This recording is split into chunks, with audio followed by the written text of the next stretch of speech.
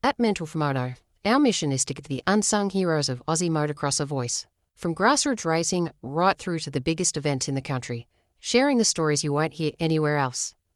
If you're interested in the advertising packages that we have available, or just want to show your support, please check out our website, www.mental4moto.com, and we can tailor a package to suit your needs. Now, let's get on with the show.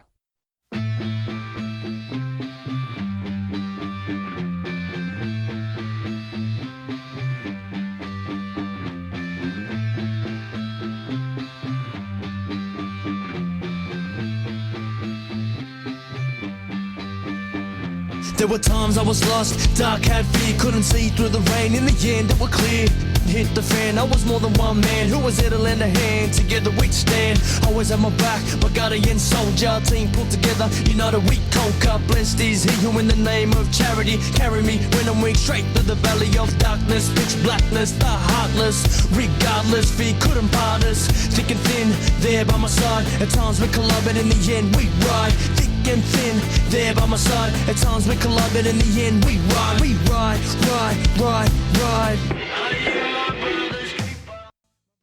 Welcome back, Moto fans. We have got another episode of the Mental4Moto show where we're going to be going into the privateers and satellite teams ahead of the 2026 ProMX Championship. Before we get into it, a big thank you to our partners for this episode, Fastline Suspension, Southeast Pools, Iro Helmets, worn by one of our co-hosts today, Zane Mackintosh, Ultimate Toy Haulers, and the March sponsor of the Mental4Moto Motocross and Supercross wall calendars, available on the Mental4Moto website now, Horsham Motorcycle Club. All right, guys, it's creeping up, the 2026 ProMX Championship. We spoke on a previous episode about the factory teams and where we thought those riders were going to end up. So this episode is going to be all about the privateers and the satellite teams, and I know you guys have got some experience with this, so you know it well. Joining me in the studio again for this episode, I should say, Zane Mackintosh and Seth Jackson. Welcome, guys. What's going on, guys? Thanks for having us. It's always a Thank blast. you. Finally made it out here for some episodes. Fantastic, mate. We've been talking about this for ages, Seth. And, For way too long. You keep ghosting me every time I ask you to come down for a podcast, so it's good to actually get you in the studio. My schedule's just so busy with the privateer life, just working all during the week, and then the only time I have the train after working. Listen to this guy. Listen to him working. Working basically 9 to 5, and then straight after that, spend a few hours in the gym. How many days you work this week? We're not talking about this week, right? Talks about a hard life, mate. Rocks up in an Audi. Yeah. No. We've only rocked up in an Audi today because my McLaren had to get tyres. The daily driver McLaren. Yeah. I went to go fill up my Ranger. Send the fuel prices. I went, nah. I'll take the Audi. And I pulled out in front of some traffic, and all of a sudden my car goes, doop, it just skips, and I'm just like, someone just hit me? And I thought, not much of it. Just kept going. Did it again, like after every corner, the whole car just jumped. I'm like, oh no, the whole diff or something's going to fall out at me on the way home. And I get home, I'm looking around the car, I'm like, oh, it should be right. My tow bar's kind of flapping around a bit. Maybe that's making the clunk. I get Dad to drive it up and down the road. And he, right in front of me, the car just goes, donk. I'm like, yep, it's not good. So I had to steal Dad's Audi for this trip. Mate, you're a privateer. Don't you have like a steady supply of gaffer tape and cable ties to get all that shit sorted? Yeah, where's the DACA mentality? Yeah. I don't think it's going to fix this issue. My bank account's it's the only thing that's going to fix this one. The diff is done. Yeah. So you boys are both going to be racing this year. I mean, Zane mentioned on the last show that he's not going to be racing ProMX. But, so how's your pre-season going so far? Yeah, my pre-season's going really good so far, actually. Got my bike about, I'd say, 4 weeks ago, so we're a bit more prepared than last year. Last year I got my Triumph about 3 or 4 weeks before the first round. So for this year, I think it's in between the 6 to 8 week mark. So we're a lot more prepared and familiar with the bike. I've got my suspension dialed at the moment as well. Got my own personal Fastline suspension. My personal suspension guy, Fastline. He's been really helpful. Just super, just honest and putting his ego aside and just making sure everything's perfect for me, which is absolutely brilliant. Like I couldn't ask anything more out of him. You're actually going to get some stickers on that yammy of yours before round 1 of the ProMX. Yes, no. I will. Don't worry. But Winner Motorcycles will help me out with the kit for that, so that'll be dialed. But yeah, at the moment it's not looking too great. I've ordered a plastics kit for it, so because the plastic kit that's on it right now is fried, so I was going to put fresh stickers on top of that. So you're going to keep that relationship with Winners going, even though obviously you're not on the Triumph this year? Yeah, for sure. I still work for Paul, which is the guy who owns Winner Motorcycles. I don't actually work at Winner. I work at one of his metalworks companies that he owns. But yeah, we're still contacting all the time. He's still willing to help me out with sticker kits and random stuff like that all throughout the year. So yeah, we still have the relationship, and yeah, he still does a lot for me. So yeah. Yeah, big shout out to Paul and Winner Motorcycles. He's also playing a massive role in helping me to get to America. So can't thank him enough for. There's a few of us that he's helping out this year with stickers and different things. So, yeah, really appreciate what he's doing for us. No, definitely. He's been around and supported a lot of riders over the last couple of years. So, looking forward to seeing what you guys can do over in the States as well. You're getting excited. It's getting close now. Mate, excited is an understatement, yeah. The day in the lives are going to be coming every day. It's going to be pumping. So the vlogs are going to be off rails. We're going to have some food reviews. We're going to be having it all. It's going to be awesome. We're going to do some late night call-ins on the podcast while you're over there because I need updates, mate. Mate, I'm going to have all the inside goss, yeah. I'm going to be at MTF and I'm going to be getting trackside views. Matt Burkey better watch out, yeah. Same as Motorama. Get screamed at by Colleen Millsaps. Yeah. Oh, mate. Yeah, it's going to be experience. We're going to hopefully do a few of the local arena crosses and really, hopefully put it in the stands. You missed it. Motorama just happened last weekend. I know. I was fuming. I seen it pop up. Bro, you going to do any races when you're over there? Yeah, so we're planning on it. Currently having a bit of issue with our visas at the minute, but... I mean, I wouldn't want you coming to my country either, but... Nah, well, it's actually... when you look like me, you got a mow like this. It actually doesn't help. Yeah. But, the plan is to do a few local races. Nothing big. We're not doing any of the AMA stuff, but definitely get the feeler out and, try and meet some people, open some doors, and see where I stack up against the locals. Yeah, apparently if you got a bit of more of a tan, the borders open up. But yeah, well, apparently they open up and they kick you back south. So we'll see how we end up. Hopefully you can get it all sorted because it'd be sick to catch up with you and hear the goss from over there. Yeah, it'll be a trip of a lifetime. So I'm stoked. All right, well let's get straight into it. We'll start off with some of the MX1 guys for this season. So we've got a few satellite teams. We've obviously lost Rising Motorsports, which is a big hit to the ProMX paddock. We've lost the Winner team, which is another big hit. So no Triumphs, but we've got some new teams stepping in as well, which is always cool to see. So a couple of the ones that I know of, Moto Coach Elite race team. Yep. So we're going to have Cooper Holroyd and Brandon Steele fielding the MX1 class for those guys. Should be sick. Yep. The Pro Honda team, Liam Jackson. So it's good to see him get a little bit more support. Yeah, He was been on Ride Red. Yep. Liam Jackson. Maybe see a couple more top 10 shootouts for him. That guy's got the... He's got the speed for it. Yep. He's spoke to him. He's feeling good. He's got a pretty good program this year. Not going to a new bike or anything. He's pretty happy with where he's at so far. So I think this is going to be a really big make or break year for him. Yep. I hope that that he makes some big steps in the right direction from what I'm hearing so far, where he's stacking up with some of the boys in the week training. He's in a good spot. Yeah, I don't think it's going to be a break year. I think it's going to be a make or make year for him. Yeah, He's either going to stay where he's at, at that level, or he's going to break out and maybe do what we saw Zach Watson do last year. Yeah, hopefully. WBR, Bryce Ognenis is back for his second year with the dealership team there. Yep. So that'd be very cool. I know he's pretty hungry. I think he's leaving his run pretty late, as per usual, like the Bryce Ognenis style. Yes. But he sort of sees himself getting closer towards that top 5 as well. I think he knows and thinks that's what he's capable of. So Absolutely. It'd be cool to see him achieve some of his goals. And I think that's it that I can think of. Yeah, I think that's about all I can think of for the satellite teams. Yeah. Yep. I mean, you've got the Joel Sigliano truck. Yes. If you want to class that as definitely got that one out there. It's a nice big setup going. Well, I mean, we've got a whole bunch of straight up privateers when you say that. So Levi Yeah. So he's coming off a really strong season. I believe Riley Fitzpatrick is on a 450. He just really? raced a 450. Got a fill-in ride for LMC Husqvarna, New Zealand, for the last round. Was ripping. Got a 5th in one of the motos. Was finishing the motos about a minute behind Webster, which you think is a lot. It's actually pretty good. If people actually, after 30 minutes. Yeah, I was going to say after 30 minutes to be within a minute of Webster. That's on a pretty gnarly track. So, you're stacking that up. Yep. That hopefully he is, and I think he's going to be up there as well. Yep. Luke Zielinski's another one. Definitely had some flashes of brilliance in Supercross last year. 100%. Yeah, so he's coming back. He's actually going to be a Mental4Moto guy this year too. So Sick. I can't wait Sick to to see what he can bring out. Connor Rosendich.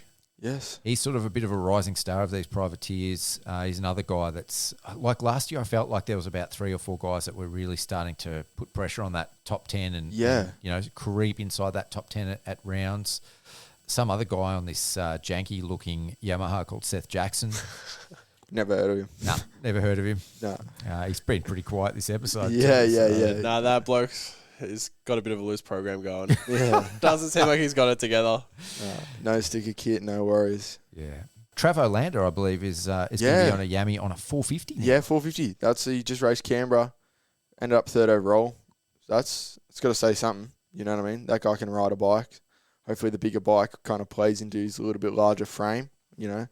That's a lanky boy. So I reckon he'll be putting in some solid rides. Yeah, he's a bit of a heavier guy. I remember him telling me he was a bit over 80 kilos. So I think the 450 will suit him a lot better. I wouldn't have picked him to be that heavy. I know he's pretty tall and lanky, but he's got a bit of weight there as well. His dad's a big boy. Yep. So I think he was trying to stay as light as he could for that 250. And now if he can kind of put a little bit more muscle on and kind of be a comfier weight, I think he'll really thrive on that 450. Yeah, and obviously Joel Sigliano as well. He's a solid 450 rider as well. Absolutely.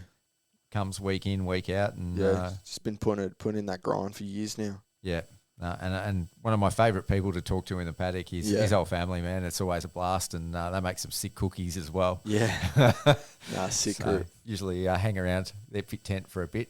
All right, so out of these guys, is there anyone that stands out to you that has the potential to sort of start creeping towards those factory guys? I reckon Bryce does. Out of one of them. I feel like a few of the times I've seen Bryce, or like a few of the rides that he's done in like some of the Vic titles, especially last year, I feel like just he's really kind of just been on it. Yeah. Maybe the national tracks aren't. I feel like there's only been a few times maybe where we see like his absolute peak of what his full potential, what he can actually do. But he did get a few good results that I can remember, or was at least running up there near the edge of that top 10 last year. So I reckon he could keep that going, if not even better. Yeah, I think he said to me when I had him on the show, I think his best was a 7th. Yeah. Maybe a 7th. And he goes, after that, anything less than a 7th was shit. Yeah. It's amazing how your perspective changes. No, absolutely. And 7th is a lot. Yeah. Jeez. Bringing up a guy that we didn't even mention, but battles with Bryce a fair bit. Jacob Sweet. I've got him on my list, yeah. Does he kind of make that break into a little bit more consistent? I just haven't seen Jacob do that at the ProMX. That's what I'm... Battles with those guys on the best of them at the mid-season, pre-season races, big titles. Is this a year he makes that break on the big dance? So I've heard a couple of theories about Jacob, because I had that same question. Why hasn't he made it on the ProMX scene? And it was interesting, but sort of the consensus was that the technique side of his riding isn't quite there. He's obviously got the dog in him. He's got the speed. Yeah. And he's got the aggression. But when the tracks start getting really technical, like more technical than we see at the VIX, and they start getting to that ProMX, that's where I think he struggles a little bit to be consistent. That aggressive riding style it hurts him. Yeah, yep. Well, I know they've changed. They've gone to a virtually stock motor on the 450 this year, just a pipe computer. And I think they're doing a slight port instead of like a fully worked bike. Just because, his fitness on race day, he was definitely struggling to hang on in those later laps. So they're doing things to try and help. They've taken note to the effect of him struggling at national level tracks. So. Yeah, I hope that helps, helps with those issues. Yeah, I've 100%. He's got that speed all day long, but maybe that aggression and that just on bop kind of mentality, like the riding style that he has, sometimes that can hinder you, especially on a rough track, because you kind of beating yourself up. Your bike doesn't handle as good in the higher RPMs, and it's a lot harder on your body. And if you're not able to really do that like 100% like that riding style for a good 30 minutes, you're kind of just bound to fade. Not at a fault of not being fit enough, just kind of your riding style fighting your ability. It's funny you say that though, because I don't actually see him fading. I just see him not having the speed at on those technical tracks. Yeah. So the fitness is obviously there. Yeah, it's not if it's a fading thing, but I do have a few, maybe not even fading, maybe just like I don't know, because I remember seeing a few motos where like he's like got a bunch of good starts near and he runs up there. That's what I'm talking about. And have you experienced any of his aggressive? A little bit. Nah, I haven't really. I haven't experienced any of his aggressiveness, but we did get into it the other day at the track. But it wasn't anyone's fault on purpose. There was a mishap of someone wanting to go off the track at what someone could say was the wrong time. It's not someone teeing someone else's up, but we did end up coming together and going down. But they got heated. It was sick. Yeah, at the practice track, you could argue that they both stuffed up or whatever, and no real fault, but. Yeah, they're getting G'd up. Practice day. No hands were thrown. Nah, just a bit of point. Were helmets grabbed? No physical touching, just a bit of steam. Yeah, steam out the ears. It was a big crash too. It was huge. They come together pretty hard. Leroy comes up to me after. He's like, "Dude, you're gonna be sore tomorrow." So you guys good now? I don't know. I don't know. They'll say hi and keep walking. Yeah. I don't know. I've never really spoke to him much, but I don't have a problem with him. And I think he kind of knows that, like... That's not what you were saying before we started recording. Oh, yeah? Yeah, you're saying how you're going to bash this. Nah, shit happens. No one got hurt, so no grudges hold. I couldn't really care. No, fantastic. So, Luke Zielinski. So what do you think? He's had a year off. Where do you see him coming back? He was... phenomenally good during Supercross last year. And then hurt himself. He is more of a Supercross guy. I think it's pretty safe to say that. But, I mean, if you can ride a bike, you can ride a bike. And you would have to see him, in this group of these top 10, Yeah, well, I'm trying to think. privateer guys. He was stuck. He was, you think before he had his time off, he was that 10 to 14 guy pretty consistently. You could argue in a slightly more stacked field at the time, like before Gibbsy, like when Gibbsy was there, Cloudy was there, Ferris is back, but you know what I mean? So, yeah, I think it's going to be interesting. I don't see him. I think the time off. I think the time off hurts him, but he's proved me wrong with Supercross. So, to be honest with you, maybe it's just a fresh reset for him. Yeah, honestly, I actually couldn't tell you. I remember racing the 450 class, Maitland 2024, the one round that I did on the 450. And he came around and he lapped me, and he was in a good spot. He was hanging with Zach Watson and stuff like that. I feel like he wasn't ever really too far off where Zach Watson was. And I agree, yeah. And we've seen the step that he's now taken. Now he's got a factory ride, and last year he got a podium. So yeah, maybe I feel like he's got the same ceiling. Yeah. All right, so just to recap a little bit. So for the factory guys, we've got 1, 2, 3, 4, 5, 6, 7, 8, 9. We'll put Cody alone. Like, he's obviously got a quasi-factory program with his beta, but we'll put him in that top 10 fringe guys. So is he 10? Or is he so 9? we've got 9 proper factory guys. Yeah. And Cody alone would make 10. Yeah. So it's a pretty stacked field, I think. For So when you look at it like that, and you're like, oh yeah, Luke should be top 10, Bryce should be top 10. Don't get me wrong, I think they will in races, but I think on a championship point, I see him in that 12 to 15 mark. I don't remember there being that many factory spots. I feel like it kind of fizzled out around the 6th to 7th mark at previous last years. year. Yeah. This year's stacked. Well, you think Cowie's got 2 this year? They had 1 last year. What about KDM? KDM's got 2 this year, and then they've got the 1. KDM had 2 last year, Crawford and Gibbs. Oh, yeah, they did. I don't know, man. Something's not adding up. It's good to see, but Yeah, 100%. It's definitely adding up. Yeah. I've got the names in front of me. I think yeah. but Wilson was out for a lot of last year. Yep. Yeah. And same Tanty. as no Tanty. Purvis Yeah. coming Beaton for was out. Beaton was out at the end. Yeah. Yeah. Then again, are we going to have that again this year? Hopefully not. Hopefully, you never want to see someone get injured, but Just the sport, though, kind of Yeah, always we'll towards There probably- will be some attrition, and late in the season, obviously, we're going to see some of these guys break into the top 10. I'll tell you one, you sort of said his name already, that I think can be a consistent, fringe top 10 and get in amongst those guys is going to be Liam Jackson. yeah. I think he often gets overlooked. His results have been a bit up and down. He's had some bad luck. But definitely speed-wise, He's one of those guys that actually he can be in that 5 to 10 mix, I think. the speed isn't the issue. He Yeah. just needs to put it all together on race day. What I is think it, do you think, that hinders him? It was fitness. He'll admit it. That guy was not like you look 2-3 years ago, faded every time. Last year worked on it a lot. He was good. Well, that was why those results were coming when he was getting those 12th, 13th, knocking on the door of a 10. I don't know if he ever did crack a top 10, but his fitness was better this year, Is he on Beaton program again this year? Yeah. And Full is he year. doing John Parks with you Yeah, guys? yeah, he's with us at John's. So he's training. He trains in Inverloch a lot with Kyle. He doesn't mish it down too much, but he's looking half fit. So he's cycling a lot with the boys and that. And he's feeling good. I think you know what I mean. But I think as well you can't replicate what he's gaining from training with those boys Tuesday, week Wednesday. in, week out. Yeah. All right, and Levi Rogers. Big question mark on this guy. This guy will come out and get 5th in a race, and then the next race you'll see him in 17th, or he'll cartwheel, or I don't know, man. Okay, so of the privateer guys that we've spoken about, behind the factory guys, who's your top 3?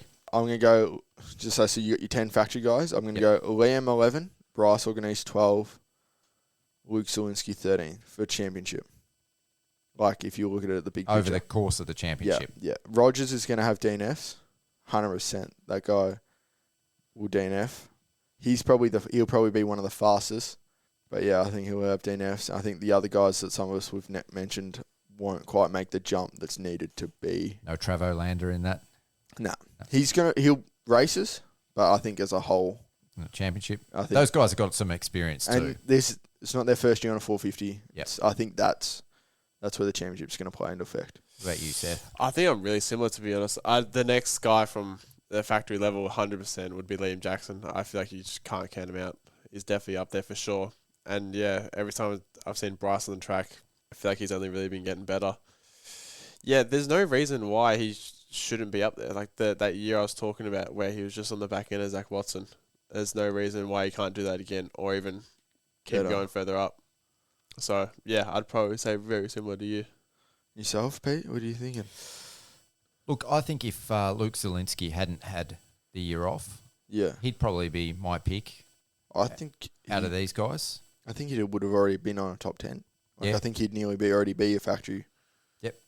And I think, like, realistically, you could put Liam Jackson, Bryce Ognenis, and Luke Zielinski on factory bikes and they wouldn't look out of place. No. If an opportunity came up, a fill-in ride.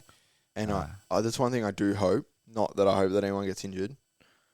I hope we bring back more fill-in rides for these privateer guys. Like, you know what I mean? Last year with that empty CDR seat for most of the year and them just running Jed does hurt the soul a little bit for some of those some of those privateer guys. Because you wouldn't have to pay them, and I get it's probably a bit of a headache for CDR. But you've already cut the budget. Yeah, they basically have to transport a bike, do some midweek stuff, obviously, to keep the bike comfy. But yep. And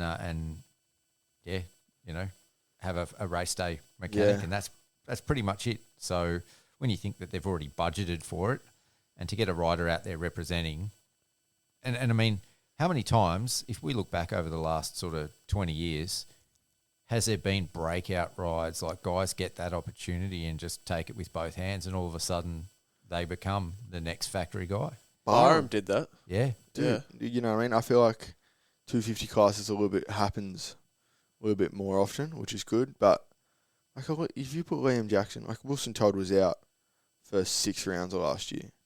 If you put Liam Jackson on that Honda, you give him a couple of weeks, that could be the gap of like he gets factory motor, starts third at one of the rounds, runs with those boys, like all of a sudden he finishes 7th. You're like, holy shit. Like, you know what I mean? The reality is too that sometimes riders crumble under that pressure, and I think it's good for the teams as well. To see. Yeah, so you get that rider before you sign someone for a whole year. Yeah. We've given this guy a crack that we thought might be the guy, but just didn't gel. Yeah. Or you know what I mean? So, I think, No, I definitely think that's, I definitely love seeing the fill-ins because, like, that's where kind of, like, some people's stories are made. Like, their careers are, like, made. Like, maybe that's, like, their first, like, jumping point. Or, like, it's another step in their career where, like, you just see them jump up heaps and you're just like, yeah, wow. Like, when we saw Masterpool jump up on the Kawasaki for outdoors and we saw him win a moto. At Thunder Valley. Yeah. Phil Nicoletti, A-Ray, like some of those guys. most popular privateer guys Yeah. really made their names Yeah. with fill-in rides. Yeah. Do you think any of these guys can actually mix it up with any of the factory guys, or do you think there's too big a gap? None of them will get higher than a 7th. Actually, I won't say that. None of them will crack a top 5, though. I think that gap is too big. So no one's going to Zach Watson this year? Nah, none of those. Nah, they're not. I don't see them. How far off was Liam at Wonnie? I can't really remember because I was obviously The racing. gap's bigger than that. Yeah. Unless, like, because you think, Liam got beat by Walsh and Byron and Tanty. So Liam was 8th in the pro class. Yeah. So he just named the 3, so that's top 5. Who are the 2 others beat him? Do you have it there? Yeah. So ahead of Liam, we got Jed, Kyle, Dylan Walsh, Byron Dennis, Alex Larwood, Aaron Tanty, Cade Kingsford. So, don't get me wrong, solid names. Yeah, like it's hard because he's quick as shit, and it's just like I don't see they're any that of them quick. cracking the top 5. No. Not unless you get a crazy we get really bad. Certainly not while all the other riders are in the championship. yeah, Later either- in the year, if we've got some attrition, maybe. Or if we have like a big first round pile up or something strange. Yeah. Or a real mud round. That's anything can happen. But I think on a normal standard race conditions. Who do you reckon is going to be like that factory guy on the end of that top 8-9 spot, and then that keeps getting kicked out? Yeah, and then that one privateer or 2 privateer guys that are kind of fighting and taking that place. Todd Waters. Yeah. What about Brad West as well? Do you reckon he's I going to don't- do better? I don't remember his outdoor results from America. Dude, I haven't seen him race outdoors in that long. That is my only thing. But you think He's an unknown quantity for me. Yeah. But you think he beat, like he was my age, he's won 2 Australian titles outdoors. Beat Alexanderson last year, juniors, 250. Like, the guy can ride. Like, let's not, he has been racing Soupy. Had good intensity, Soupy. Wasn't kind of putting together results that some of us may have expected. Is he an injury-prone guy? Not that I know of. I know he did break his foot real bad 2 years ago. He was supposed to come race 3 years ago. He was supposed to come race back on a Yamaha for one of the teams and broke his foot training. But he's been pretty healthy from what I know. So I think he may be falling off. Like, he could be battling with Liam and Cody, but falling back. But Because remember Supercross, we didn't really see too much flash from him. yeah, And if you're saying you haven't seen motocross in a while, maybe it's even worse than his Supercross gig. yeah. So But he's just come over. He's just started gelling with the bike. Like, now he's had a full Yeah. off season to get ready. that's what I Train think. Moto. Yeah, no, you are right. I think it's just a big so hard to unknown. predict. Yeah. I think What if he comes out in podiums? he could, dude. That's what I'm saying. Yeah. I think definitely Todd though is getting along in the tooth. Yeah. You know who else we haven't talked about? Regan Duffy. Is he racing this Yeah. year? He is. And Sonny Pelican on that Yeah. very sweet Yamaha team just got announced. Yeah. Saying that, I don't think he's so fast. though. Regan's that dude. I see Insta clips and you just see this dude ripping. And you see like everyone reposting and commenting on just frothing it because he's just flying. He's one of those guys that's just insanely talented Yeah. on 2 wheels. And yeah, I don't think I think Liam will be better than him championship wise. I think, but Regan can definitely get a cool Insta clip. Do you reckon Regan will Top 15? Really? Is that a good result for Regan now? I think so. We're talking about a guy that was just insane at Nations. We that know, one year. but everyone knows He's not that guy anymore. Nah, as sad as it is, I think Regan just enjoys racing now. I mean, for me, the fact that he's racing at the national level is the achievement. Yeah, like love 100%. seeing him out there. I'd cheer him on. Yeah, whether he's in 20th place, 30th place, or you know fighting for a podium. Pretty awesome just to be out there. I think that's a massive achievement in its own right. I mean, yeah. Well, was last year his proper return to ProMX? Yeah. Yeah. Nah, he returned He did return the year before. on the gas. Yeah. Yeah. That was a bit of a rough year, but he admitted he wasn't ready. He thought he was ready until he started racing and then went, oh, shit. But he's literally really come off the couch to race ProMX that year. Yeah. You know, it wasn't like he did a bunch of regionals, then state level races. Yeah. Then went to ProMX. He went from a massive injury to training. You know, it's pretty hard to gauge whether you're going to be at that level until you're in the mix. Yeah. And obviously... last year he showed good flashes. Yeah, for sure. He had a lot of top 10 finishes, so... I think Terrelgan, he had a really good... 6 from memory. Really good round. Yeah. Sonny Pelicano, before we move on, is he MX3 450. 450? Yeah. So he aged out and has gone 450. Wow. Yeah. So he's, No idea where he'll stand. No idea. He did... A 450 is a lot on a national track. Yeah. It's a lot of bike. For a young rider that's doing it for their first year. But he's raced 450 in WA for ages in the sand, but everyone knows sand, it's not as bad. Yeah. Yeah, to be fair, when I first got my 450, I frothed it at Rosebud. And any ruddy Any type normal of track, I was just like, this is the worst bike ever. Yeah. All right, for the MXW class privateers, we're going to get Charlotte Berrill back on the line. Welcome back, Charlotte. G'day, Pete. Thanks so much for having me again. Awesome to have you on again. So, for this episode, like I said, we're talking about the satellite teams and the privateers. So we want to talk about some of the MXW athletes that are going to be contending the ProMX Championship. So, straight off the bat, have you got any that stand out for you? Absolutely. I think Darcy Wally's one to watch. She's been absolutely amazing. I had a really great chat with her on the podcast. She's an incredible young lady. She took last year off purely to dedicate to racing, but she's absolutely one to watch. As well as Darcy, I think Emily Lambert from South Australia, she's the SA state title champion from last year. She is incredible. She led Charlie Cannon at one of the rounds. Was it Toowoomba? Yeah, she Toowoomba. led Charlie. And passed her. So Charlie passed her and Emily passed her back. That was so cool. Because that doesn't happen. Right, no, I think Emily's just got it, yeah. So I would expect to see Em up there for sure. Someone who you would probably talk more about has a factory rider, and she's not on a factory team this year, is Maddie Simpson as well. Maddie she's incredibly fast. She's riding the Australian Enduro Championship this year as well. She did last year. She came second in the women's class in the Enduro last year. And then she's back for ProMX and Enduro again this year. So she's definitely one to watch. Yeah, there's a strong lineup, and hopefully we see some good numbers across the gate through the whole championship. As far as the satellite teams, we've got, I think, 3 of the girls that are actually supported by some satellite teams. That's where I'm a little bit disappointed. I wish some of the satellite teams would pick up a few more of these women. So with some support from Kawasaki, Karatiana Horn, she's a New Zealander, isn't she? Yeah, she's New Zealander. So she's actually coming over to race the championship again. She'll get some support from Kawasaki. Darcy Wally, who you already mentioned, is Moto 1 Honda, and Mia Tung is racing for Boyd's Racing this year, which is a new team as well. She's from up in New South Wales, so they're getting some support. Yeah, I definitely agree with what you've said there, Charlotte. I think those riders are really good.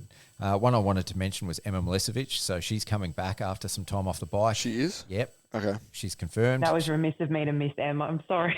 Well- Sorry, Em.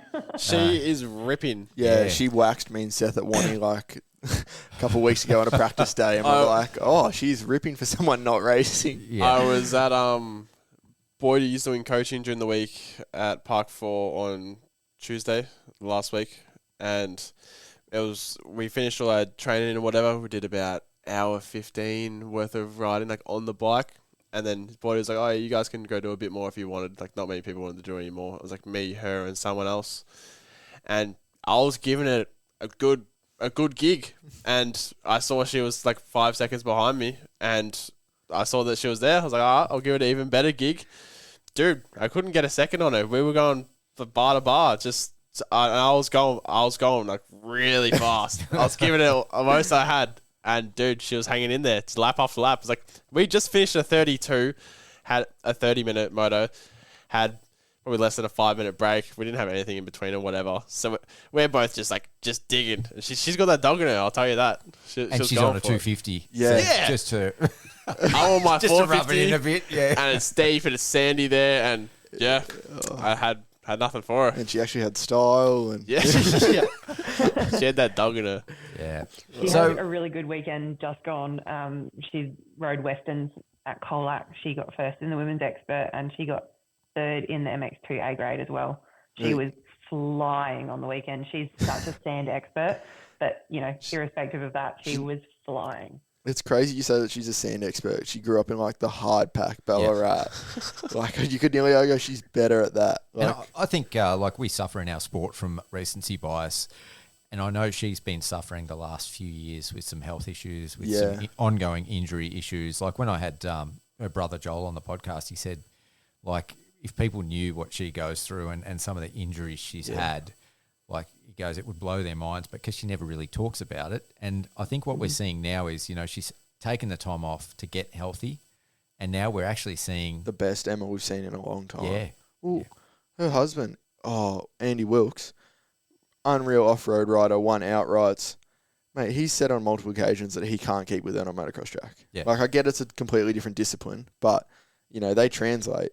She is a bad woman on a dirt bike. Joel said if it wasn't for her injuries, she would be faster than him. Yeah, and he can rip. Yeah. So, it's going to be good to see. All right.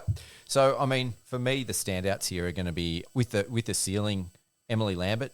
I think Michaela Rimbus and Leah Rimbus are going to be Back. Yeah, they're going to be really, really good as well. Yep. Maddie Healy. How much dedication she's put into motocross this year. Darcy Wally. Mia Tung got on a podium last year. I think it was Toowoomba. Yeah, so, she was the first junior woman. Was it that one? No, Maddie Simpson was that's right. the junior. Yeah. That was the year before at Toowoomba as well. Yeah. But yeah, Mia Tung got on the podium last year. Throw Emma Milicevic into the mix, and obviously Megan Rutledge as well. Can any of these women, do you think, put a dent or get in front of some of these factory riders that we spoke about on the last show? I think so. I think, who's going to do it? Emily Lambert was ripping at Wonthaggi for the Gippies. She won B grade. Yeah, she won B grade. I was watching one of the motos, and it was her and some other guy going bar to bar, and she finished that bar to bar, gave a bit of a gap, and just kept going. Max Oakley was the only one that come close to her, and he's an A grade junior that's stepped up. Yeah, just stepped up. Grade. Yeah, but he was a high level A grade Yeah. junior as well. She wasn't worried about the pressure or nothing. She battled very well, and see you later. And obviously dominated the women's class. Yeah. Well, I've known that family for a long time. I used to race her older brother, Tom, when I used to go across and race SAs back in the day. And she, I remember her, an 85s would come in from a race and got second and is just mad. She's just she's the nicest person ever, and you'll speak to her and she's just like, how'd you go? Shit. Yeah. Girl, is so mad at herself always. I love Emily, but she's a glass half empty. Oh, always. The glass doesn't have any water in it. It's win or nothing. Yeah, and so she's got that fire in the belly. So, no, I'm excited to see. What about you, Charlotte? Do you think any of these girls can get in amongst the factory riders? Yeah, I think so in certain instances, but I don't think you'll see an overall go anywhere other than Charlie or Lala. I agree with you. I'd love to see Em Lambert on the podium. I think we'll see Maddie Simpson on the podium. Mia Tung, as you mentioned, that was an incredibly impressive ride at Toowoomba. See what can happen when you can get a start, and she ran with them like well and truly. But Meg Rutledge, like she's just like her accomplishments are endless essentially. I think that she's got enough to put it on the podium. I don't know, maybe she gets an overall across above the other ones. I think that she would probably be the only one with that inherent speed to beat Charlie and Lala.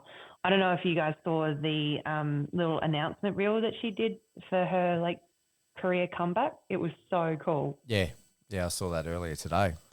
Yeah, no, it was sick to see.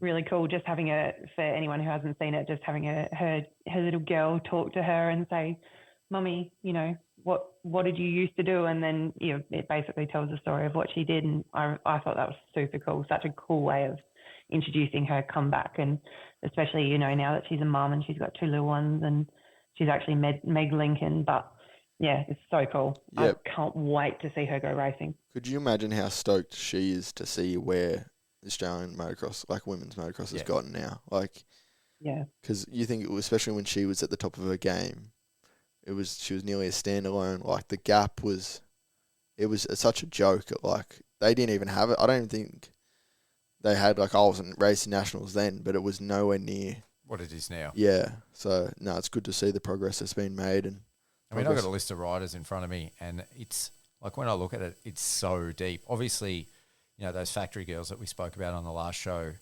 they're some of the best riders in the world. Yeah, but they're sort of a step above. Yeah. But then you've got this pack of like 10 or 15 women after that you could, I think it's going to get to a point where you can throw a blanket. It's exactly the term I was going to use there. Yeah. It's going to be good racing. Yeah. That's what the class really needs, because, like, who doesn't want to watch that? Yeah. You don't know what's going to happen. It's like, oh, this person going to get first, this person going to get second. No. Like, there's going to be battles everywhere. And that makes for a cool championship too. Yeah. Anyone that likes the sport wants to see people battling. Yeah. It's going to be great for it. And that was one of the things I think with the Oceania Cup last year that was so cool was, like, mid-pack there was battles. And at the tail end there was battles. And it mattered with the way, like, the points for the championship. Like, the passes that were going on, because I remember Taylor McCutcheon, I believe she went down and she was coming back through one of the motors, and that was... Had to pass a couple of the Americans. Yeah, she had to pass some of the Americans for Australia to get the job done. And I remember being on the fence and you're cheering for seventh to pass sixth, because there's so much on the line. Like, yeah. No, it's going to be a fantastic championship. As a bit of a wild card for me, I think Emma Milicevic has the potential to get on a podium too. We haven't mentioned her. Yeah. But I think for her, it might be a podium of consistency. Like she's the type of rider I think that could get sort of a couple of fifths or a couple of sixths. Or and if someone has a bad moto. I think as well, if we get another treacherous Terrelgan, like, I feel like she just strives in the worst conditions. Yeah. Like, I mean, that's a... Well, she raced Wodonga in 23 in the MX2 class. And did beat well me. up there. Yeah. Yeah. Not to say that's much of a feat, but yeah. She beat lots of people that day. Yeah. So, no. Yeah, you're right. She can rip in those those conditions. treacherous, like, her wheel placement and balance is, like, among some of the best in the world. Like, yeah. Is she racing a two-stroke? Nah, she's on that Yummy 250, mate. Yeah. Come on. I swear I saw her on a two-stroke at Colac. Nah, she was frost on one as two-stroke at well. Colac. She was on two-stroke at Colac? Yep. Okay, I'm not tripping. I'm pretty sure she was a boys as well. Probably Joel's bike. Yeah. Well, because when I seen her, was she on a Yummy? Four-stroke at Wonnie? I'm not sure about Wonnie. Oh, I feel like she was on four-stroke. Who knows? She could be coming out on two-smoker just to chop wood. Really just prove a point. Yeah. That'd be tough. That would be tough. No, I think she'll be on the four-stroke for sure. Yeah, and I think you would have noticed if she was on a two-stroke at Wonthaggi. Yeah, you would have heard that thing on the bopper. All right, before I let you go, Charlotte, did you have any last thoughts about the MXW class? Yeah, I just wanted to, I really like what you guys were saying about the battles and everything. And I've always felt like the women's race, particularly because you don't have the numbers, you kind of have a race within a race. So, you know, you might have the first few girls out there battling for, you know, first to fifth, and then you've got a little bit of a gap, and then you've got, you know, the girls sort of in the middle. But you've got all of these, there's a few girls who've been chasing the series for years and years. I just wanted to give them a shout out. Tab Newcomb, Taja Morris, Megan Bagnall, Sienna Judas, and Sam MacArthur. They are there year in, year out. And I've watched, you know, year upon year, their riding improve, and, you know, they make up the cohort as well. And their racing is going to be just as good to watch as the girls at the front. And yeah, it's awesome to see them there year in, year out, and, you know, doing the big miles and traveling and being there. So yeah, I just wanted to shout out those girls. No, thank you. And I think Sienna Guidis is another one that you can throw into that mix as well. Yeah, she rips. Yeah. So Yep, Sen's on there. She's Yep. been improving every year. So no, no, it's really fantastic. good. All right. Thanks, Charlotte. We'll let you go. We know you've got to get to work. So yeah, we'll keep trucking. But thanks so much for coming on and chatting and giving us some insight about the MXW class. No, beauty. Thanks so much for having me, Pete. And yeah, really nice talking to you guys about Moto. Could talk about it all day. For As sure. I know that you guys could as well. Yeah, And 100%. yeah, hopefully it gives people a bit of an insight into the women's racing, and that you might feel inclined to pop over and have a listen to the Women in Moto once it's on the channel. Absolutely. For sure. I can't wait to have you back on the podcast and to hear the first Women in Moto podcast that we have on the Mental4Moto network. Oh, neither can I. Thanks, Pete. Much appreciated. No worries. See you, Charlotte. See you later. Bye. We hope you're enjoying the show. Here at Mental4Moto, we can only do what we do because of the sponsors who support us. So please stay tuned for a couple of brief ads and make sure you show these legends some love. Are you getting arm pump, fatiguing after just a few laps, or feel like you're often fighting against your bike? Today's motorcycles have been designed and built to suit a broad range of riders, conditions, and riding styles. This one-size-fits-all approach, however, means that when it comes to your own riding, your bike is often not handling and performing at its very best. Whether you're a weekend warrior or an elite-level racer, Fastline Suspension will help you unlock your riding potential by ensuring your bike is set up perfectly for your specific needs. And with the right setup, you're guaranteed to go faster, fatigue less, and ultimately have more fun riding your motorcycle. So what are you waiting for? Contact Adam at Fastline Suspension now. Fastline Suspension, set up for maximum performance, precision tuned for you. There's nothing more refreshing after a day at the track when you're sweaty, grimy and exhausted than taking a dip in the pool. Southeast Pools specialise in building high-quality fiberglass and concrete swimming pools across the Peninsula and Gippsland region, and offer a range of designs to suit every lifestyle, yard size and budget. So pick up that phone, give Trav at Southeast Pools a call today and be ready to take the plunge this summer. Hero helmets have won over 125 motorcycling world titles with world-renowned superstars including Antonio Cairoli, Jeffrey Hurlings, Martin Muscan, even Jason Anderson. From the world stage right down to the grassroots motocross scene, Arrow is the title sponsor of the Gippsland Motocross Championships and even supports up-and-coming local legends such as Memphis Stravina and Zane Mackintosh. As one of the lightest and safest helmets on the market, when it comes to protecting my most important asset, I choose Arrow as well. To check out the range of Arrow helmets, head into your local dealer today or click the link below to visit the website. At Mental4Moto, our mission is to give the unsung heroes of Aussie motocross a voice. From grassroots racing right through to the biggest events in the country, sharing the stories you won't hear anywhere else. From the privateer chasing the dream, to the junior rider who's pushing for their first win, the mechanic who works late into the night to get the bike ready for race day, to the track builder who turns a pile of dirt into a work of art. This is the beating heart of our sport. We're able to bring these stories every week to thousands of Aussie Moto fans thanks to the generous sponsors who share our vision. If you're interested in the advertising packages that we have available, or just want to show your support, please check out our website, www.mental4moto.com, and we can tailor a package to suit your needs. Now, let's get on with the show. All right, let's move on to MX2. I think this, again, you know, from the factory guys all the way down, has to be, and I said it last year, Zane, we had this conversation. I thought it was the weakest class in the Australian field, just because I thought, you know, the elite guys were at MX1. I felt like the MX2 guys were probably the ones that lost the most through COVID. And then the MX3 were like all these juniors that had lots of support. And Yeah, coming through guns blazing. Yep. So I felt like the MX2 guys were those that sort of had missed out that support and that time on the bike.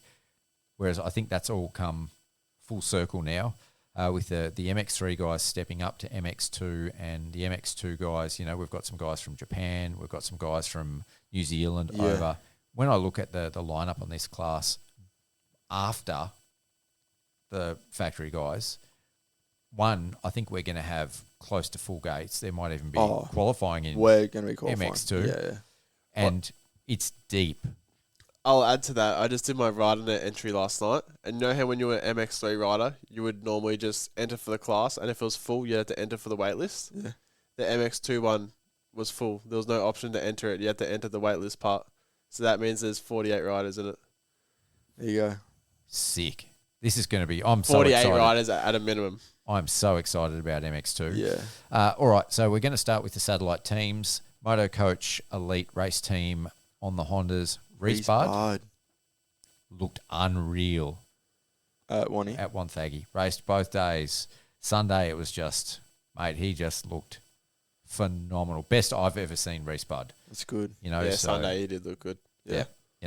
From the Yamaha to the Husqvarna to the Cowie, this is the best I've seen. I think Reese him Bard. and Byron were really close. Yep. Most motos. Okay, that's good. Yeah.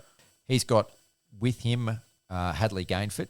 Yeah. Who's racing kid. Racing MX2, big kid, and I think it's sort of a mentorship program for Hadley. So he's going to learn a lot from Reese, and Reese is going to show him the ropes. So that's going to be really cool for him too.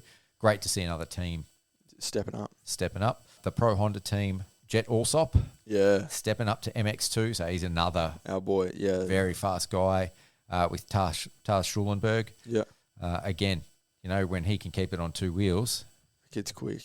Kid is very quick. Yeah. Yep. So for him, I think this will be a big learning year. I think it'll be his first full year of racing ProMX as well. Yeah, it is. So that's going to be really cool to see. WBR, the dealership team, Seth Birchall. Man, that kid's fast. Yep. So second year in MX2, same team, same bike. Going to be very cool to see. I think he's going to make a big step up. He obviously created some waves in MX3 before he stepped up, won a Supercross championship in MX3 that every round everyone's like, we'll just wait for Seth to fall off. Yep, throw it away. And, mate, he came home with it. Kawasaki. So racing for Kawasaki Motors Australia, Haruki Yokoyama. Yeah. He's looking good on the green bike too. And Deegan Rose. Yeah. Isn't he he's still MX3. Is he? I believe so. I thought he'd aged out. Yeah, he might be. He's obviously he's JPM back. Oh, true.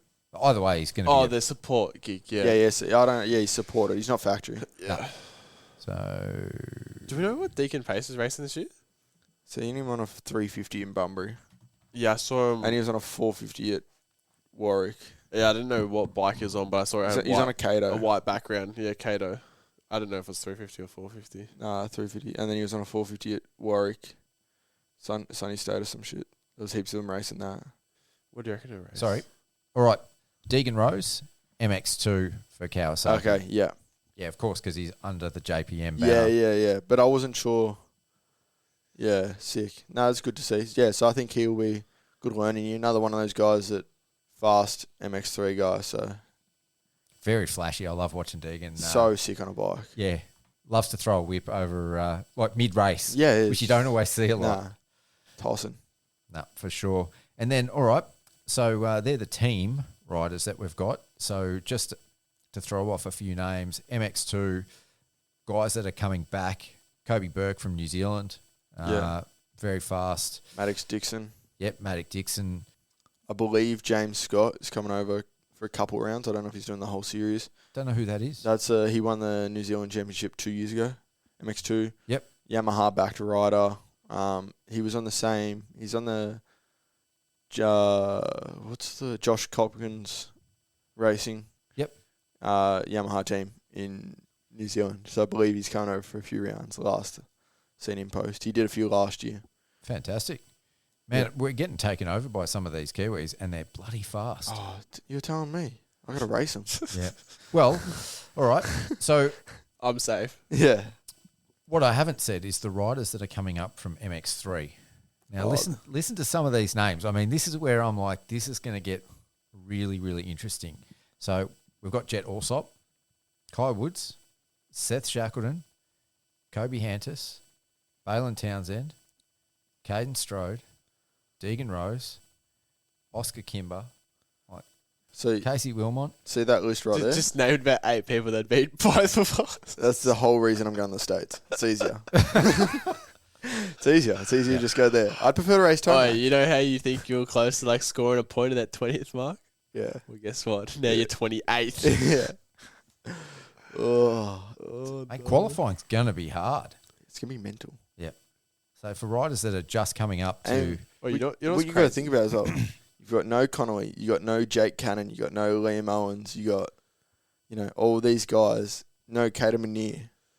Like, there's 5 or 6 guys that have gone internationally as The well level's high. that like should be, well, that would be Australian MX2 guys. Like, this is You know what's mental. actually crazy, but like technically this year, if you wanted to score a point at the end of the last year, you would have to place 12th because now there's 8 extra guys that are that high of a pace. If that makes sense. yeah. Oh, Like plus that's nuts to even think. well, it was close to that. I think it was 7. Was it 8 of the top 10 in the championship? It was only Fuller and Devo that didn't move up. Yeah. So 8 of the top 10 in MX3 moved up this year. Oh no. And it was even more than that. It was like... 16 of the top 20 or something. it was crazy. It was like that. Yep. Yeah. Oh, There's a lot of kids that are either gonna make it or they're gonna have to start picking up a job. Yeah. Yeah, there's going to be... And, I mean, this is traditionally, too, that age. Like This is you the guys... make or break. Yeah, you guys have both lived through this where, like, these are... and we got jobs. Yeah, these are the years where the parents go, all right, we've put in so much money over so many years. You're this age now where you can start helping out. Yeah. This is if we don't start seeing a return on our investment. Or you don't get picked up by a team or... Yeah, you know what I mean? Like, the investment's starting to... the bank of mum and dad starts going for foreclosure. I never raced MX3. I just missed out. Yeah, I know. I only started race ProMX 24. And you went straight to MX1, didn't you? Nah, MX2. I did 3 rounds and then went MX1 for 1 round. Yep. And then the next year did Triumph. Yeah, I've only ever done like 6 to 8 like ProMXs before. I think. That's crazy to think that you haven't even done a full season's worth. No, I've only done the most was 4, which was 2024. I would have done them all last year, but I injured myself. Yeah. But yeah. This is the year, Finished a full Supercross, but Yeah. don't know how I've done that one. That's tough. This is the year of the Seth Jackson. Oh, yeah. Hopefully Nah. we stay healthy. I'm more worried, we spoke about this off air. You've got one bike. Yeah. You got one bike. Yeah. Actually, I'm more worried about your Hold- bike, mate. I've got a live maybe update on that. Someone said to me earlier, I might sell your bike. I don't know if he was being sarcastic or not. What was he saying? He said it's not even for sale, haha, but I'd sell it for the right price. What is it? It's Austin's bike. Oh. And it's not bad too. He's got triple clamps on it. He's got an acro. I think he's got a computer and stuff on it. It's actually nice. Nice Another Yami. Yami? Yeah. Is that Austin Boyd? Nah. Nah, Austin Spearings. Oh, Spearings. Yeah. Yeah, yep. And it's actually a very nice bike. It's got half amount of hours of miles. He's on it. fast too. He is for someone who rides like once every 3 months. Yep. Yeah, he's unreal. Yeah. So you might be, you've heard it here live first. Seth may be getting a race bike. I'm just going to respond with what's the price? You're going to run like Gumtree as your main sponsor up the side. Yeah. Facebook Marketplace. Yeah. Oh, no. That's mint. Yeah, we'll see how that gig goes, eh? All right, MX2. I don't even know, man. This is draw a name out of a hat. It Dude, really there's is. too many. It's actually ridiculous. Yeah. I think Did we have a number on how many factory guys there was? I'm going my boy Haruki.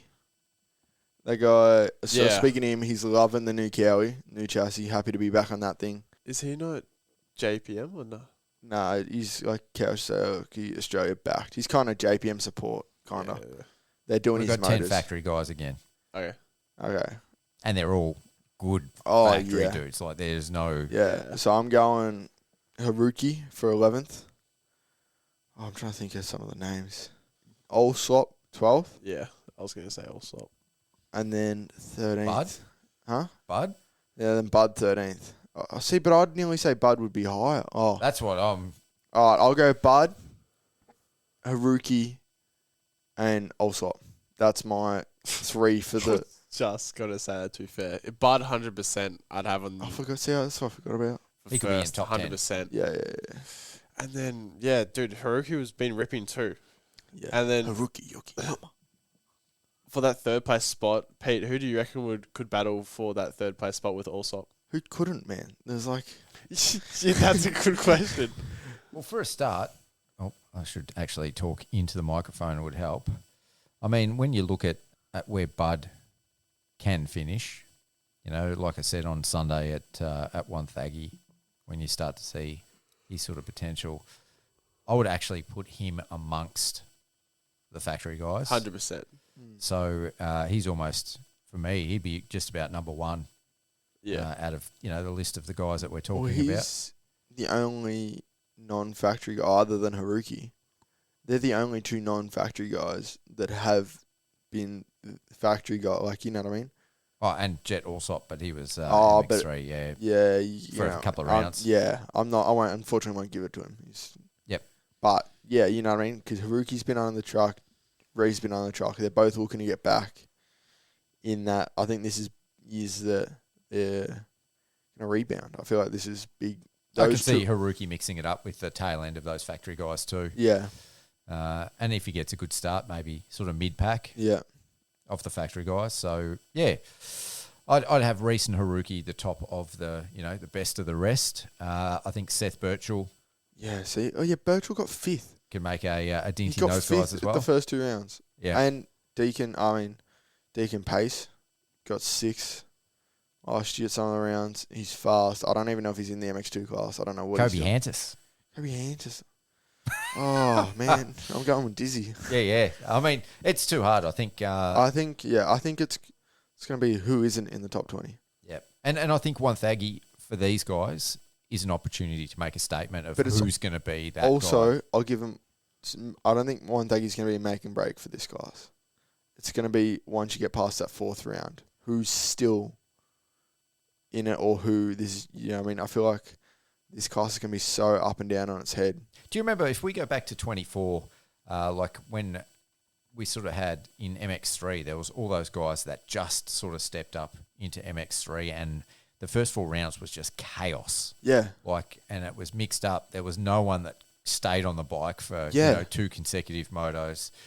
With all the MX3 guys now coming up to MX2, mixing it up with the experienced MX2 guys, I can sort of see the same thing happening for those It's first gonna 2 be- or 3 It's going to be rounds. carnage. I was just going to say that. There's going to be so many of those MX3 kids that, like... They're just feel going to slam you first lap. First corner. Yeah, just... who just Guns blazing. feel like they've just deserved that factory ride and they've just got ripped off and they've got that chip on their Dad's shoulder. just giving them an earful and they've just Yeah, G'd up. Dad's saying, if you don't piece something together, blah, blah, blah, I'm not paying for you next year, you're going to have to get a job, this and that. And I reckon these guys are going to be swinging for the fences. There's going to be T-bones, there's going to be big cartwheels, big injuries. I reckon it's going to be mental. Yeah. Favourite class to watch, I think this Oh, might be. Yeah. It's without It's doubt. going to be unreal, I reckon. Always is. They're just willing to kill each other. Hey, I'm glad I'm not a part of it. Yeah, you're with the mature guys. I'm in the class where everyone has to go to work on Monday. How old are you, Seth? I'm 20. 20, yeah, I thought so. So, yeah, you're going to be like the baby of the MX1 class. Yeah, pretty much. The only people... There's not... Maybe Pelicano. Yeah, Yeah, he's Pelicano. young. I think Liam Jackson's like a year older than me.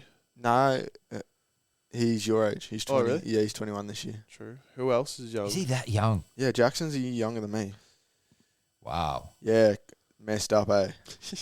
I would have picked He- him to he be sort of creeping towards his mid-20s. He didn't even finish MX3. He was still eligible for a full year of MX3 when he first went and stepped up to MX1. Unreal. That's hectic. Kid's mental. That's why it feels like it. He raced 450 in 2023. Really? He raced a 450. Yeah, 23. Like, what? That's probably why I feel like he's been around forever. Yeah. I think this is his third, 13. This is his third full year in MX1 class. I kind of feel like that the same with Zach Watson. I thought he was older, but he's not. He's my age. Yeah. When I first saw him on the bike. I raced him at Aussies. Yeah, for like half the season, I think in 24. I thought he was older, and then I actually did a post-race interview with him, and I'm like, he's just a kid. Well, Brad's my age. Same age. Brad and Zach are the same age. Yep. Trying to think who else in that class. Maybe I'm not that young, eh? No. There's a few of them. Yeah. All right. Let's move on to MX3, because this is another exciting class, and this is, I think, the class that's equally going to have a changing face in 2026. So for the satellite teams, Max Compton. Yeah, So Maxi. he's on the Pro Honda team. And for Boyd's Racing, Richie Lawler, Riley Burgess, and Nate Ebick. Riley Burgess. Yeah. So Nate? now Riley Burgess, I had a look. So he is the top finisher of the guys in MX3 that didn't move up. Really? Yep. 8th in the championship. Wow. Okay, so he was that high. Yep. Got a podium in the Supercross last year. Yes. Should have won a title at AJMX. Won 5 of the 6 motos on his 125, but his bike blew up. Yep. So, I mean, he's another one that Matt Boyd spoke very, very highly of. Yeah, that kid's fast. Yeah. And he basically alluded to that when Riley realises how good he is, like everyone needs to watch out. So it's maybe just an issue of a bit of confidence and finding, believing that you're the guy. I think this year for him and Max Compton is massive for them transitioning from that 10th place guy to the top 5 podium guys. Yep, for sure. In that class, we've also got Hayden Downey. Yeah. He's another super fast kid. And then we've got these young guys that are stepping up. So this is going to be where it gets a bit crazy. Heath Davey. Yes. Super fast. Cooper Ford. Yes. Job Dunn. Crazy fast. Dude, Job is unreal. He's so fast. You're like your Lockie Allens, Cole Harvey. And Dylan Gromble. Yeah. Has come off an Australian championship as well. He's like Job has come up like onto a 250, and I feel like he's just like the perfect weight and build, even though at like a young age. But he's been riding a 250 since he was 13, so he had an exemption to race that at the VIX. Yeah, right. I remember doing a few boys coaching in 2024 with him, and I was like ripping, and dude, just going bar to bar. Kid was 14. I was like as good as probably I ever felt on a 250. Yeah. Just it's mental. Crazy. Noah James is back. Yeah. He's looking good. Yeah. So there's a lot of these young kids now that are used to winning races. That's the thing. Like they've come up. That is a hard adjustment to make because these guys have been the big dogs for such a long time. Mm. And now they're getting into, they're small probably fish in a big ocean now. You got, is Xander Kruik stepping up 250? He's pretty small physically. I don't know if he's stepping up yet. I don't know. I don't know if like you Nate Parrott. Just thinking some of the 85 kids. Yeah. Because they're getting big. Well, Nate's a big boy. Yep. Well, for 85 anyway. This is going to be one of those years because there's a lot of first-timers coming into this class. Yeah. It's going to be, I think we're going to go back to what we said earlier with, I think it was 24. There's going to be some chaos, some carnage. Yeah. Dude, the next few years, just the talent it's getting higher and higher. It's so deep. It's on like a 2-year cycle. It's like... Wait, Zane, we're going to lock in. We're going to get washed out otherwise. Oh, mate. We're going to be getting called an unk at the track. Mate, I'm going to... I don't know what I'm going to do. So what I'm curious to see with this class, I mean, last year we saw, I think at Wonthaggi they had 68 or 71 entries or something like that. Like with so many riders moving up to MX2, are we going to see the depth and numbers in MX3? Like, is there going to be... Does it yo-yo? Well, is there going to be all these, like you just said, Zane, 85 kids that sort of we haven't thought about too much stepping up? Like, it's 85 from last year. Yeah. That are going to make up those numbers, or is it going to be a bit lighter and easier to qualify this year? I think it's going to be easier and lighter. Like, you think last year, top 20 in each of the qualifying groups, right? If you were 22nd, 25th consistently, you take 13 of those riders out of your group, you're now a top 15 guy. You're now in the races. You get a good start. Guys like Jesse Cole, Memphis Trevina. Yeah, I feel like these guys that were on the cusp, or you're kind of like, oh, what are they doing in 35th place? Going to come out this year and going to be in 8th, and you're like, where the fuck did this guy come from? That's true. What did you just say a second ago that 16 out of the top 20 are moving up? Yeah, yep. And I moved up. Yep. And then you think there's probably more in the top 40. Yeah. But I think, and then I definitely 100% see some of these 85 kids that we're not thinking of. Ollie Burkett, that's a big name. He's on a 250 at the moment. He's training down at Ross's. Yep. Don't know how he's looking on 250, but he's 100% on 250. That's a you can argue factory backed junior kid. So Job's with the Ross now. I reckon that's going to be a is. problem for the future. He's going to get quick. Yeah, it's a problem for the competition. I think the one thing with Job that I've seen that it's going to be interesting is the aggression. Yeah. So I've watched him race the Vicks for the last 3 years, and he's super fast. He's super talented.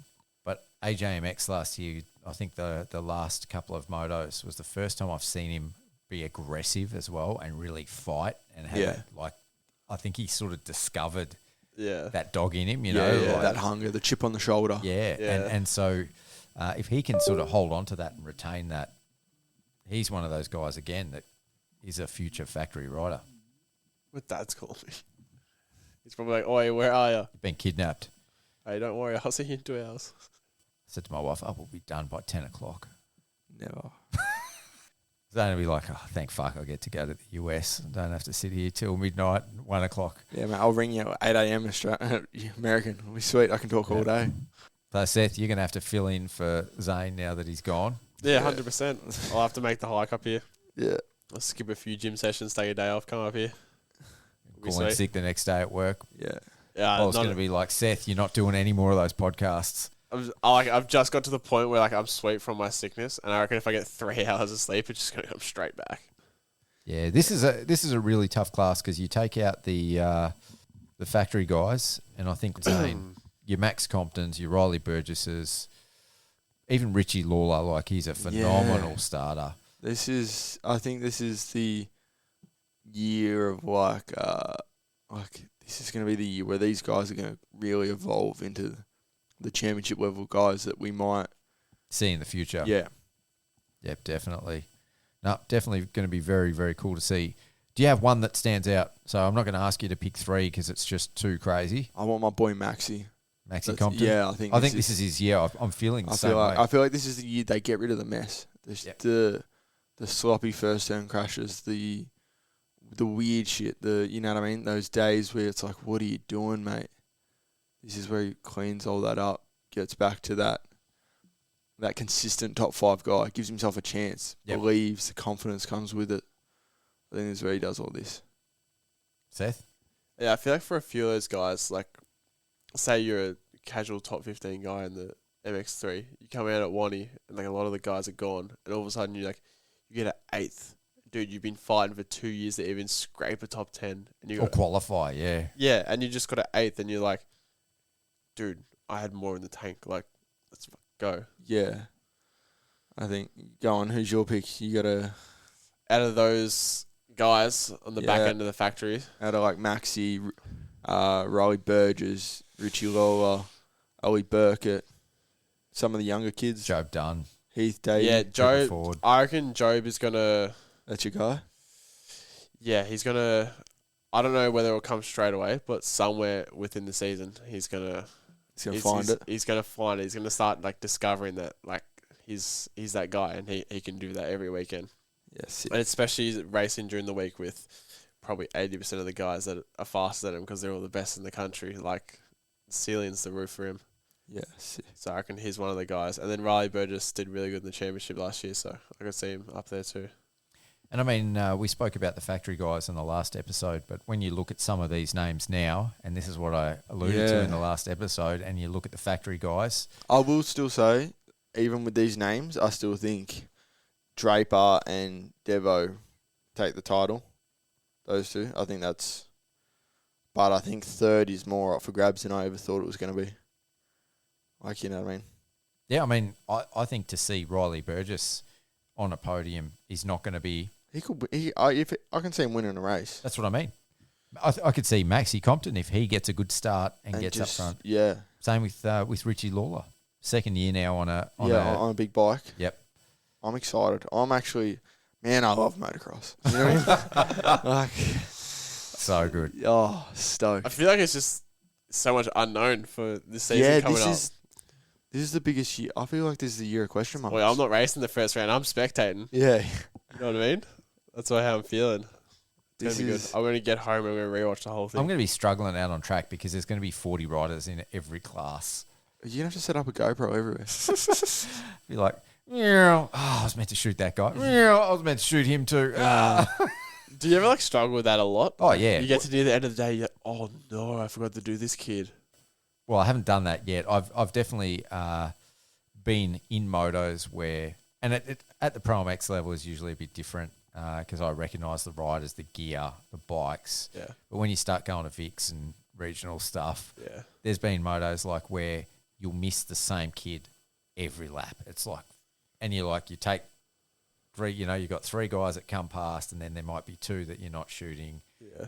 And and you're just looking past that kid that you're meant to be shooting and he goes, and you're like, fuck, I was meant to be shooting him. And like when they're only doing 4 laps a moto or 5 laps a moto, yeah, you're like, oh. To miss 2 or 3 laps, oh no, that's where you start to panic. Yeah. So, look, I've never not delivered what I needed to, but I've had definitely some stressful moments out on track. It's honestly a really good effort to never miss. I think about the amount of people that you have to do, the amount of classes, and the amount of times that you've done it to always be consistent. But you kind of develop the confidence that you can do it. Yeah. So I remember in the early days, I would definitely be way more stressed and freaked out. And that's when you miss riders and stuff like that. To now where I look for different things. So I used to just look for numbers. But now, when they're muddy and stuff, you start to recognise maybe the gloves they're wearing. Gear. That guy's wearing red gloves, so I look for the red gloves or a certain colour helmet, rather than just look for numbers. Yeah. So nice. You can see him coming a mile away. And it happens automatically. It's like you look for what is standing out on that rider that you're shooting. Yeah. So you can see him coming every lap. So yeah, that's good. Anyway, it's definitely going to be a busy year for all of us. Yeah. Yeah. Best of luck in the US, mate. Thank you. I'll definitely be ringing in to keep you posted on some of the cool stuff that I'm getting up to. Definitely. And if you start doing some YouTube vlogs, shoot me the links because I'll stick them up on the Mental4Moto website as well. Yeah, awesome. Sounds and I have to do yours too, Seth. Yeah. I just posted one about 5 hours ago, I think. Yeah, 7 o'clock. From the Wonthaggi one. Can't believe they spoke about your vlog on the ProMX show. Yeah. How cool is that? That's pretty cool. Even though they were dissing me, it was pretty funny. Don't matter. Nah, it's pretty cool. That's so sick. Yeah. Mate, that is the biggest moto podcast in the world. Yeah. That's pretty cool. Made it. You made it, mate. You can retire now. Yeah. My shitty little YouTube channel with 400 subscribers. Just, someone saw it. Steve Mathers, mate. This is cool. Yeah. That's sick. It was one of the Supercross ones. I actually getting some views because there's people actually wanting to watch it. Each of them would get I don't know, between 1,000 and 4,000 views. I'm like, oh, this is tough. Yeah. My Marvel one, I think I got 4K. I'm like, oh, this is sick. Yeah. Unreal. Mint. Keep it going, guys. Yeah, we'll do.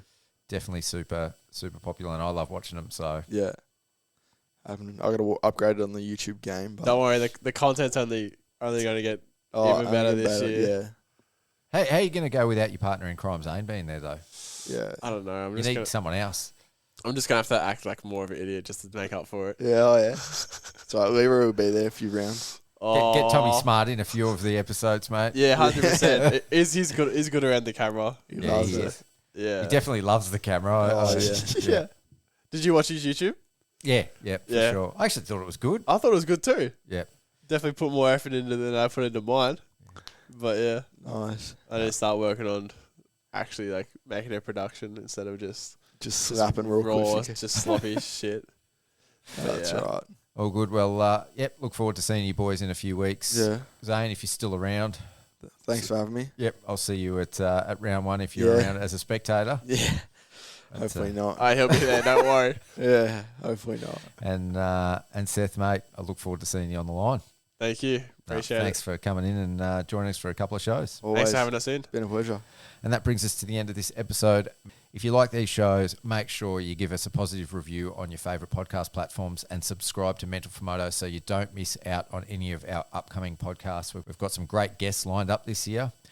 We'll be doing review shows all through the ProMX season. And yeah, we've got lots of stuff, cool stuff planned. And to our partners for this episode, Fastline Suspension, which have got Seth's bike riding absolutely and handling dialed. perfect. Southeast Pools, Iro Helmets, as worn by Zane Mackintosh, Ultimate Toy Haulers, and the March sponsor of the Mental4Moto Motocross and Supercross wall calendars, Horsham Motorcycle Club. Get those entries in for the Horsham Amateurs at the end of this month. And most of all, thanks to you guys for listening. On behalf of Mental4Moto, I've been your host, Pete Wolf. Until next time, see ya.